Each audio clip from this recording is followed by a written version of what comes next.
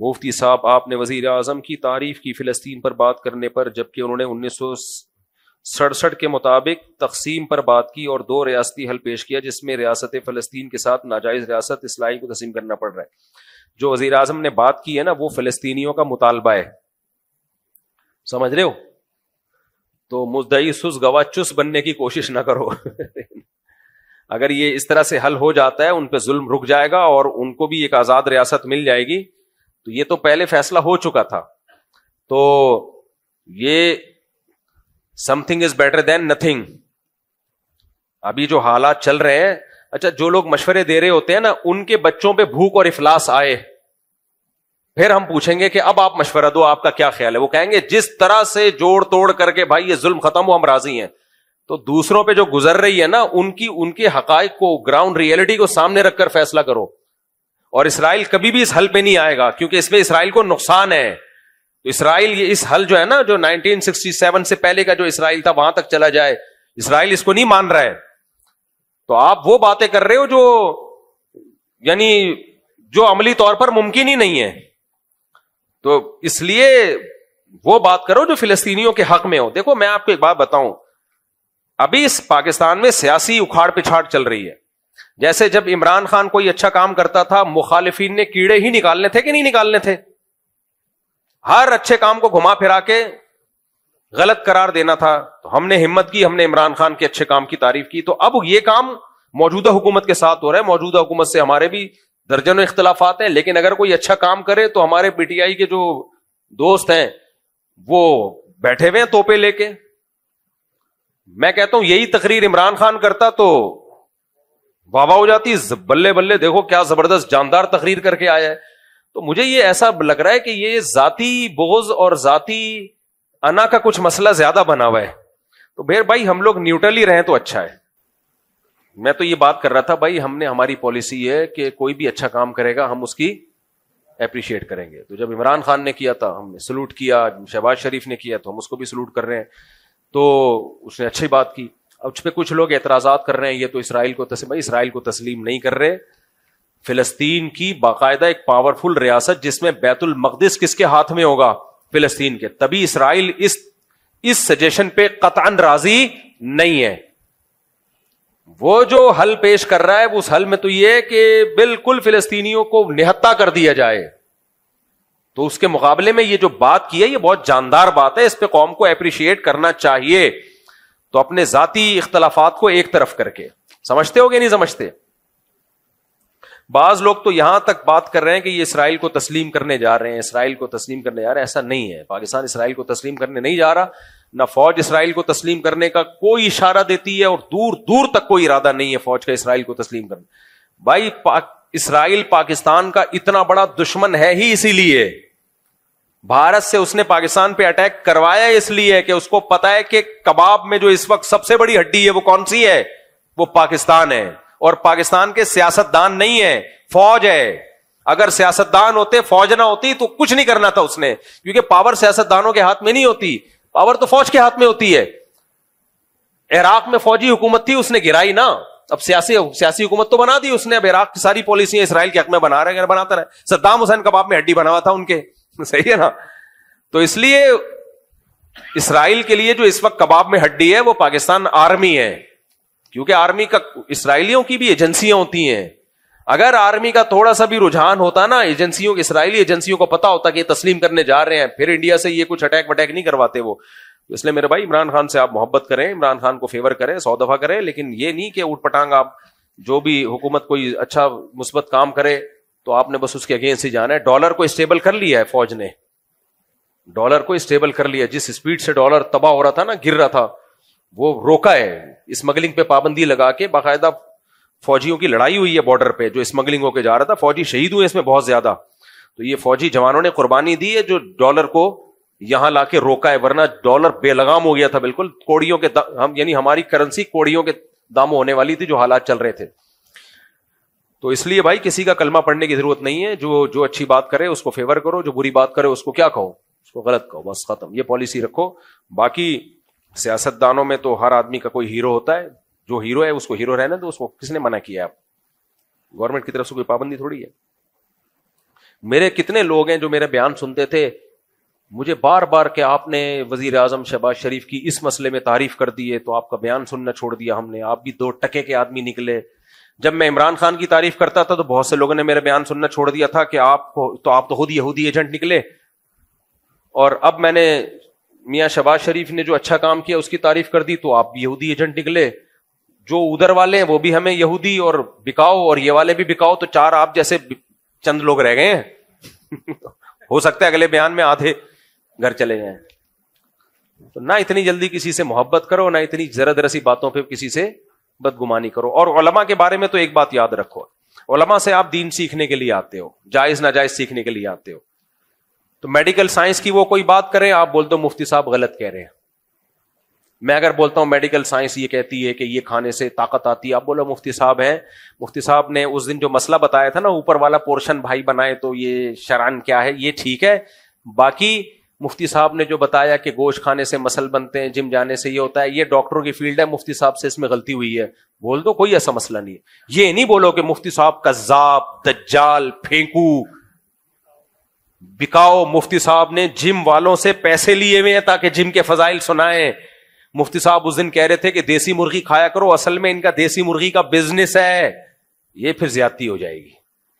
تو اختلاف کر لو, 100 دفعہ کر لو, بھائی ہماری فیلڈ ہی نہیں ہے نا یہ میڈیکل سائنس. اگر بول دوں تو آپ بولو غلط بول دیا, ختم. ہمارے بھی بعض بزرگ ایسے ہیں جنہوں نے کوئی بات کی, ہمارے شیخ حضرت مفتی رشید احمد صاحب, میں ان سے بیعت تھا, اور ایسی عقیدت مجھے اب بھی ان سے ہے نا کہ آپ سوچ نہیں سکتے.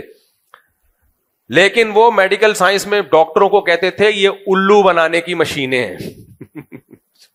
اللہ معاف فرمائے. زندگی بھر حضرت نے ایلوپیتھک کوئی دوا نہیں کھائی ہے, زندگی بھر حکیمی دوائیں کھاتے تھے, ہومیوپیتھک اور حکیمی. ایلوپیتھک دوا کے کبھی قریب بھی نہیں پھٹکے وہ. لیکن ہماری رائے یہ ہے کہ یہ ان کی رائے یہ صحیح نہیں تھی, ان سے غلطی ہوئی ہے اس میں. ایلوپیتھک اتنا برا نہیں ہے جتنا ہم اس کو سمجھتے ہیں, بلکہ حکیموں میں فراڈ زیادہ ہے. اور حضرت کی ڈیتھ بھی شوگر سے ہوئی ہے, چیک اپ نہیں کرایا حضرت نے. انہوں نے فرمایا ڈاکٹر کے پاس جانا ہی نہیں ہے, میں گھر میں مروں گا, ہسپتال میں نہیں مروں گا. اور شوگر ہوئی, حضرت مانتے ہی نہیں تھے مجھے شوگر ہے, کیونکہ حکیم آ کے مٹھائیاں کھلا رہے تھے حضرت کو شوگر میں. ہمیں میں نے مجھے حکیم کا نام بھی پتا ہے, برفیاں کھلا رہے تھے, حضرت مٹھائی نہیں کھاتے تھے. انہوں نے کہا میں علاج بالمثل کروں گا. علاج بالمثل کا مطلب شوگر ہے تو شوگر سے علاج کروں گا. حضرت مٹھائی نہیں کھا رہے, حضرت کو جلیبیاں کھلا رہے وہ حکیم.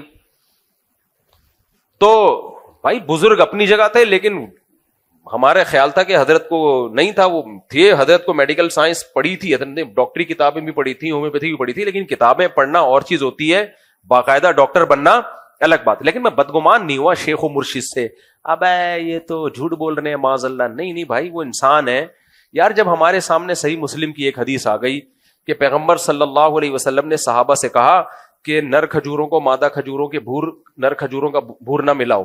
صحابہ نے نہیں ملایا, پیداوار کم ہو گئی, کھجوروں کی پیداوار کیا ہو گئی, کم. تو صحابہ نے کہا یا رسول اللہ, ہم نے آپ کے مشورے پر عمل کیا, کھجوروں کے بھور, جو نر کھجوروں کا بھور ہم ڈالتے تھے وہ نہیں ڈالا تو پیداوار کم ہوئی. تو آپ نے فرمایا میں تمہاری طرح کا انسان ہوں, میں جب دنیا کے بارے میں تمہیں کوئی حکم دوں تو تم دنیا مجھ سے زیادہ جانتے ہو, جب دین کا حکم دوں تو اس کو فالو کرنا ہے. تو جب پیغمبر صلی اللہ علیہ وسلم نے یہ بتا دیا کہ بھائی دنیا کی چیزوں کو بتانے میں بشر ہوں تو مجھ سے خطا ہو سکتی ہے, تو مفتی اور عالم کون ہوتا ہے جس سے خطا نہیں ہو سکتی. اس لیے میں جو آپ لوگ کو ٹوٹکے طبی بتا رہا ہوتا ہوں, لیمن ڈالو, اور اس میں اس دن آیا نا میں نے کہ اس میں شہد ملاؤ اور اس میں لیمو نچوڑو, اور لیمو کو پانی کے اندر آدھا گھنٹہ ڈال کے رکھو, اور اپنے خرچے پہ گرمی ہے تو ٹھنڈا ٹھنڈا, سردیاں ہیں تو نارمل پی جاؤ, تو ایسا خاندانی صحت ہو جائے گی. تو یہ ٹوٹکا ہے, ہو سکتا ہے کوئی پی کے انتقال کر جائے. سمجھ رہے ہو, یا اس کو ایسیڈیٹی ہو, تیزاب ہو, پتہ چلا وہ السر اس کا کینسر میں تبدیل ہو گیا, کیونکہ لیمن تو السر میں نقصان دیتا ہے. تو ایسے موقع پہ یہ نہیں بولو مفتی صاحب قاتل ہے, جھوٹا ہے, اس کے کسی درس قرآن کی کوئی حیثیت نہیں ہے. دنیا یہی بولے گی بھائی مفتی صاحب نے ایک اپنے تجربہ بتا دیا, آپ ڈاکٹر سے پوچھ لیتے, حکیم سے پوچھ لیتے, اگر وہ بتا دیتا کر لیتے, نہیں کرتا نہیں کرتے, تو مفتی صاحب کوئی حکیم تھوڑی ہے. یہی بیلنس بات یہی ہوتی ہے نا, عمل کرنا ہے کر لو, نہیں کرنا ہے نہیں کرو. تو اسی طرح سیاست میں بھی جب میں کوئی بات کر رہا ہوں تو اس میں سیاسی بات ہے بھائی, اس میں ایک رائے ہے, آپ مان لیں مان لو, نہیں ماننا تو اس کا درس قرآن یا فتوے کے غلط ہونے سے تعلق تھوڑی ہے. ایک صاحب نے حضرت مفتی تقی صاحب کے بارے میں کہا کہ انہوں نے سندھ کے گورنر کی تعریف کی ہے. حضرت مفتی تقی صاحب نے گورنر سندھ کامران ٹیسوری کے بارے میں کہہ دیا کہ حضرت عمر کی سنت کو زندہ کیا ہے نا, وہ راتوں کو جاگتا ہے. اب ہو سکتا ہے دن میں سارا دن سوتا رہتا ہو, ہے وہ قابل احترام, مجھے میری بڑی ریسپیکٹ کرتے ہیں, اس لیے میں اس کے نام عزت سے لوں گا. مجھے جو آدمی عزت دے تو مجھے نہیں اچھا لگتا میں اس کی توہین کروں. تو کامران ٹیسوری سے جب بھی ہماری ملاقات ہوئی بڑی رسپیکٹ دی. اب اچھے ہیں برے ہیں یہ ایک الگ بحث ہے, ماضی کیا تھا اللہ عالم, لیکن کام اس نے کراچی کے لیے بہت کیے, اس کا میں گواہ ہوں. کام باقی اس نے کراچی کے لیے بہت کیے ہیں کامران ٹیسوری نے, اس کا میں چشمدید گواہ ہوں. تو اب مفتی تقی عثمانی صاحب نے کہہ دیا کہ یہ حضرت عمر کی سنت زندہ کی ہے, تو اتنے لوگوں کے میرے پاس میسج آئے, مفتی تقی صاحب تو ایسے. میں نے کہا یار اتنے بڑے عالم نے ایک اسٹیٹمنٹ کہی ہے, ساری زندگی کی عقیدت ایک جملے میں اڑا دی آپ نے. کوئی کہہ رہا ہے بکے ہوئے ہیں, کوئی کہہ رہا ہے حکومتی وہ ہیں, کوئی کیا کہہ رہے ہیں. یہ تو ہماری قوم کا مینٹیلٹی ہے. آپ زیادہ زیادہ بولتے ہیں بھائی مفتی تقی صاحب کے علم اور تقوی کو سلام, لیکن اس جملے سے ہم اتفاق نہیں کرتے, ہماری نظر میں وہ بندہ ٹھیک نہیں ہے. تو بس اتنا کافی ہے. کیا یار بیچاروں کو اب بھی کمنٹس آ رہے ہوتے ہیں مفتی تقی صاحب کی تصویروں کے نیچے, وہی بندہ ہے جس نے حکومت وقت کی تعریف کی ہے. تو مجھے تو بھائی دیکھو, من عادی لی ولیا فقد آذنتہ بالحرب, حدیث میں آتا ہے کہ اللہ کہتا ہے جو میرے کسی ولی سے دشمنی کرتا ہے میرا اس کے خلاف اعلان جنگ ہے, میرا اس کے خلاف اعلان جنگ ہے. تو اس لیے یہ جو الفاظ زبان سے نکل رہے ہیں نا اللہ والوں کے خلاف, علماء صلح کے خلاف, یہ آپ کی نظر میں بہت ہلکے ہوتے ہیں, اللہ کی نظر میں ہلکے نہیں ہوتے, بہت بھاری ہوتے ہیں. تو ہماری رائے سے بھی کوئی اختلاف کر لو, کوئی مسئلہ نہیں ہے. ہم تو شرعی مسائل ہم سے پوچھو. اگر ہم سیاسی بات کرتے ہیں تو میں نے شہباز شریف کی تعریف کر دی کہ اچھا کام کیا ہے, آپ بول دیتے نہیں اچھا کام کیا, ختم ہو گئی بات. تو یہ جو پاکستان نے بہت زبردست فلسطینی موقف کی تائید کی ہے یونائٹڈ نیشن میں, اس پہ حکومت کو اپریشیٹ کرنا چاہیے. حکومت کام نہیں کرتی تو بھی برا بلا کہتے ہیں, کچھ اچھا کر کے آ جائے تو بھی برا بلا کہنا ہے, تو پھر تو اس کا مطلب تم حل چاہتے ہی نہیں ہو. اور فلسطینیوں کی جگہ اپنے آپ کو رکھ کے سوچو کہ تم پہ یہ ظلم ہو رہا ہوتا. اگر شہباز شریف کا یہ بیان غلط ہوتا نا تو فلسطینی کہہ دیتے کہ غلط ہے, ہم اس پہ راضی نہیں ہے. ان کی طرف سے کوئی بیان نہیں آ رہا, اور ہم سارے نیک شریف شرفا بن کے فلسطین, ہم تو پورا جو ہے نا یہ تقسیم ہمیں قبول نہیں ہے, تو فلسطینی بولیں یہ قبول نہیں ہے تو پھر ہوگی بات. تو مدعی سس گواہ چس بننے کی کوشش مت کرو. یہ بالکل ایسے ہی ہے, ایران سے ہمارے 100 اختلافات ہیں, لیکن ایران نے فلسطینیوں کی مدد کی ہے. اب ہمارے یہاں بہت سے لوگ ایران دشمنی میں کہتے ہیں نہیں یہ نورا کشتی ہے, ایران فلسطینیوں کی مدد نہیں کر رہا, یہ نورا کشتی ہے. ہمارے بہت سے لوگ یہ بات, میں کہتا تھا یہ بات فلسطینیوں کی زبان سے نکلوا دو. فلسطینی کہیں کہ یہ ایران 2 نمبر ہی کر رہا ہے, فلسطینی کہیں کہ ایران میں جو ہمارے لیڈر کو شہید کیا گیا ہے ایران نے مروایا ہے. وہ تو نہیں کہہ رہے اور آپ کہہ رہے ہو. اس کا مطلب ایران سے جو آپ کی ذاتی دشمنی ہے اس کو آپ کسی اور طریقے سے نکال رہے ہو. تو ایران کوئی شریف شرفا ملک نہیں ہے, میں کوئی ایران کی تعریفیں نہیں کر رہا, بہت سے جرم ایران کے کندھے پہ بھی ہیں, لیکن جتنے ہیں اتنے ڈالے جائیں, جو نہیں ہے وہ نہیں. ایران نے فلسطینیوں کی بے تحاشا مدد کی ہے, اور اس مدد کے صلے میں ایران کو قربانی دینی پڑی ہے, بھگتنا پڑا ہے. ایران میں میزائل آ کے گرے ہیں, ان کا آرمی کا آفیسر شہید ہوا ہے. تو یہ ساری قربانیاں فلسطینیوں کی مدد کی وجہ سے دی ہیں ایران نے, تو اس میں ایران کو اپریشیٹ کرنا بنتا ہے. تو فلسطینی کہہ رہے ہیں کہ ہماری مدد کر رہا ہے, اور وہ کہہ رہے کہ ہم بہت کچھ کر رہا ہے, بھی کہ ہر بات یعنی ایسے بتانے کی نہیں ہوتی. تو اس کی سزا بھی ملی ہے ایران کو, واٹ لگا دی ہے ایران کی. لیکن ہمارے یہاں لوگ کہہ رہے ہیں ہمیں نورا کشتی ہے, خود ہی مروایا ہے, پہلے فلسطینیوں کے لیڈر کو بلایا اور خود ہی مروا دیا, خود ہی ہیلی کاپٹر گرا دیا, خود ہی یہ کر دیا. بند کمرے میں بیٹھے ہوئے ہیں, منہ میں پان ہے, اور تبصرے ایسے کر رہے ہوتے ہیں جیسے پتہ نہیں ان سے بڑا فنٹر اس کائنات میں کوئی پیدا ہوا نہیں ہے. ان کی سورس آف نالج کیا ہے؟ کوئی سورس آف نالج نہیں ہے. تم کس سے ملے ہو یار؟ تم جا کے کسی فلسطینی سے ملے ہو تم, جو تمہیں بتا رہا ہو کہ تو فلسطینی جو ہمارے وزیر اعظم نے جو بات کی ہے فلسطینیوں کا, اس کے خلاف کوئی بیان نہیں آیا. لیکن اسرائیل اس کو کسی قیمت پہ تسلیم نہیں کر رہا ہے، کیونکہ اس اسرائیل کو پتا ہے میرا اس میں نقصان ہے. اس لیے یہ اچھا اقدام کیا ہمارے وزیر اعظم کی طرف سے، اچھا اقدام ہوا ہے. باقی جو بھی یہ کہا کرے نا نہیں یہ تو غلط تقسیم ہو رہی ہے، تو ان سے کہو ٹھیک ہے، تمہارے بچوں پہ جب یہ ظلم ہونا اور بھوکے شہید ہو رہے ہوں اور یہ قحط زدہ حالت میں وہ مبتلا ہوں، پھر تم کہنا کہ نہیں ہمیں وہ یعنی اتنا ایریا چاہیے جو عملی طور پر جس کا امکان ہی نہیں ہے. جن کے بچے شہید ہو رہے ہوتے ہیں، جو بھوک سے تڑپ کے جانے دے رہے ہیں، ان کی زندگیوں کو سامنے رکھ کر آپ فیصلہ کریں. یہ ایک ایسا ہے کہ ایک جگہ ایک صاحب جو تھے نا، ایک لڑکا تھا، نکاح کرنا چاہتا تھا، تو لڑکے کے بھائی نے لڑکی والوں کے سامنے وہ شرطیں بیان کی کہ چھوٹے بھائی کو یقین ہو گیا کہ یہ لڑکی والے یہ شرطیں مانیں گے نہیں. اب وہ کہہ رہے کہ یار اس سے تو میرا رشتہ ہی ختم ہو جائے گا. بڑا بھائی کہہ رہے نہیں، میں تجھے مروانا نہیں چاہتا، میں چاہتا ہوں ابھی سے یہ شرطیں لکھوا لوں تاکہ بعد میں تو سکون کی زندگی گزارے. چھوٹا کہہ رہا ہے سکون گیا تیل لینے مجھے یہ لوگ ان شرطیں مانیں گے ہی نہیں، میرے تو یہاں شادی نہیں ہوگی. تو یہ بعض دفعہ ایسا ہوتا ہے، وہ کوئی خیر خواہ بن رہا ہوتا ہے، آپ کو کہہ رہا ہوتا ہے کہ بھائی یہ بہت یعنی اس میں یہ ہے، تو اس کو پتا ہوتا ہے بھائی یہ عمل ہی نہیں ہوگا اس کے اوپر، تو یہ میرے ہاتھ سے یہ جو پیکج ہے نا یہ نکل جائے گا.